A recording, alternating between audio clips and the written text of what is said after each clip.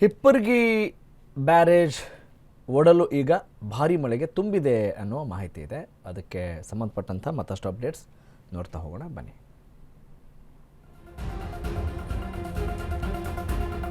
ನಿಜ, ರೈತರಿಗೆ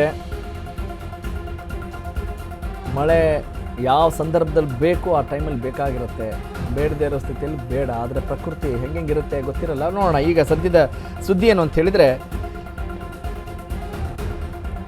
ಹಿಪ್ಪರ್ಗಿ ಬ್ಯಾರೇಜ್ ತುಂಬಿದೆ, ಬತ್ತೋ ಸ್ಥಿತಿ ತಲುಪಿತ್ತು ಹಿಪ್ಪರ್ಗಿ ಬ್ಯಾರೇಜ್ಗೆ. ಮತ್ತೆ ಈಗ ಜೀವ ಕಳೆ ಬಂದಿದೆ. ಮಹಾರಾಷ್ಟ್ರ ಪಶ್ಚಿಮ ಘಟ್ಟದಲ್ಲಿ ಮಳೆಯ ಆರ್ಭಟ ಮುಂದುವರೆದ ಪರಿಣಾಮವಾಗಿ ಕೃಷ್ಣಗೆ ಹರಿದು ಬಂದಿದೆ ಬರೋಬ್ಬರಿ 1.21 ಲಕ್ಷ ಕ್ಯೂಸೆಕ್ ನೀರು. ಪ್ರವಾಹ ಪರಿಸ್ಥಿತಿ ಬಾರದಂತೆ ಜಿಲ್ಲಾಡಳಿತದಿಂದ ಮುಂಜಾಗ್ರತೆ ವಹಿಸಬೇಕಾಗಿದೆ. ಹಿಪ್ಪರ್ಗಿ ಬ್ಯಾರೇಜ್ನಿಂದ 1 ಲಕ್ಷ ಕ್ಯೂಸೆಕ್ ನೀರು ಹೊರಹರಿವು ಇದೆ.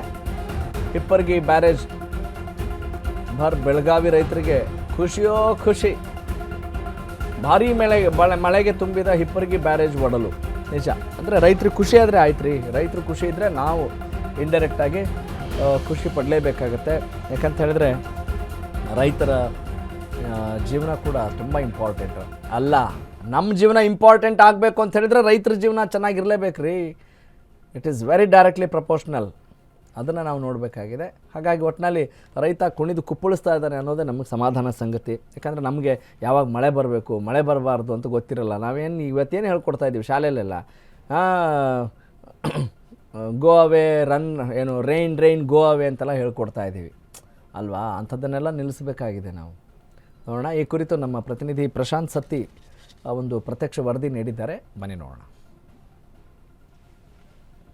ರಾಷ್ಟ್ರದ ಪಶ್ಚಿಮ ಘಟ್ಟದಲ್ಲಿ ಸುರಿತಿರುವ ಧಾರಾಕಾರ ಮಳೆಯಿಂದಾಗಿ ಮತ್ತೆ ಇದೀಗ ಕೃಷ್ಣಾ ನದಿಗೆ ಜೀವಕಳೆ ಬಂದಿರುವಂಥದ್ದು. ಸದ್ಯ ನಾನಿದೀಗ ಬೆಳಗಾವಿ ಜಿಲ್ಲೆಯ ಅಥಣಿ ತಾಲೂಕಿನ ಹಳ್ಯಾಳ ಗ್ರಾಮದ ಹೊರವಲಯದಲ್ಲಿರುವಂಥ ಕೃಷ್ಣಾ ನದಿ ದಡದಲ್ಲಿದ್ದೀನಿ. ತಾವು ಸಹ ಈ ಒಂದು ದೃಶ್ಯದಲ್ಲಿ ನೋಡ್ತಾ ಇರಬಹುದು. ಕೃಷ್ಣಾ ನದಿಗೆ ಇಂದು 1,23,000 ಕ್ಯೂಸೆಕ್ಸ್ ನೀರು ಆಗುವಷ್ಟು ಇಲ್ಲಿ ಒಳಹರಿವು ಹೆಚ್ಚಾಗಿರುವಂಥದ್ದು. ಈ ಒಂದು ಹಿನ್ನೆಲೆ ಅಂತಂದರೆ ಕೃಷ್ಣಾ ನದಿಗೆ ಮತ್ತೆ ಈಗ ಜೀವಕಳೆ ಬಂದಿರುವಂಥದ್ದು.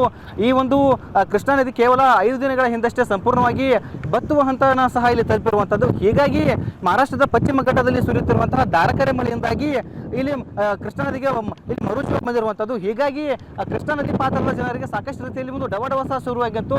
ಈ ವರ್ಷ ಎಲ್ಲಾದರೂ ಒಂದು ಕಡೆ ಮಹಾರಾಷ್ಟ್ರದಲ್ಲಿ ಆಗಲಿ ಅಥವಾ ಕರ್ನಾಟಕದಲ್ಲಿ ಆಗಲಿ ಮಳೆ ಆಗದೇ ಇದ್ದರೆ ನಮ್ಮ ಪರಿಸ್ಥಿತಿ ಹೇಗೆ ಅಂತ ಹೇಳಿ ಕೃಷ್ಣಾ ನದಿ ನೀರನ್ನು ನಂಬಿಕೊಂಡು ಏನು ಬಿತ್ತನೆ ಮಾಡಿದಂಥ ರೈತರಿಗೆ ಸಾಕಷ್ಟು ರೀತಿಯಲ್ಲಿ ಆತಂಕದಲ್ಲಿ ಸಹ ಇದಿರುವಂಥದ್ದು.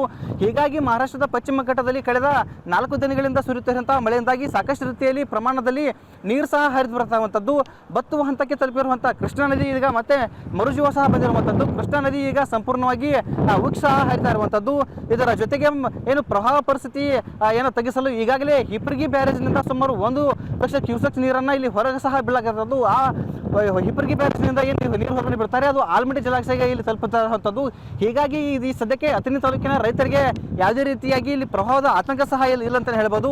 ಇದರ ಜೊತೆಗೆ ಮಹಾರಾಷ್ಟ್ರದ ಪಶ್ಚಿಮ ಘಟ್ಟಗಳಲ್ಲಿ ಇನ್ನೂ 3 ರಿಂದ 4 ದಿನಗಳ ಕಾಲ ಆಗುವಷ್ಟು ಮಳೆ ಸುರಿಯುತ್ತಿದೆ ಅಂತ ಹೇಳಿ ಹವಾಮಾನ ಇಲಾಖೆ ಇದೀಗ ಮಾಹಿತಿಯನ್ನು ಸಹ ನೀಡಿರುವಂಥದ್ದು. ಚಿಕ್ಕೋಡಿಯಿಂದ ಕ್ಯಾಮರಾ ಪರ್ಸನ್ ಶಶಿಕಾಂತ್ ಜೊತೆ ಪ್ರಶಾಂತ್ ಸತ್ತಿ, ಚಿಕ್ಕೋಡಿ. ಓಕೆ, ನಿಜ ಅಲ್ವೇನ್ರಿ. ನೀರು ಇಲ್ಲಾಂದರೆ ಏನು ಮಾಡಲಿಕ್ಕಾಗತ್ತೆ? ಏನೂ ಮಾಡಲಿಕ್ಕಾಗಲ್ಲ. ಒಟ್ಟಿನಲ್ಲಿ ನಮ್ಮ ರೈತರಿಗೆ ಖುಷಿ ಸಮಾಚಾರ ಮಳೆ ಬಂದಿರೋದು ಮತ್ತು ಅಲ್ಲಿ ಕೃಷ್ಣೆಯ ಒಡಲು ತುಂಬಿರೋದು. ಹಾಗಾಗಿ ಆ ಭಾಗದ ರೈತರಿಗೆ ಒಂದು ನಿಟ್ಟುಸಿರು ಬಿಟ್ಟಂತಾಗಿದೆ.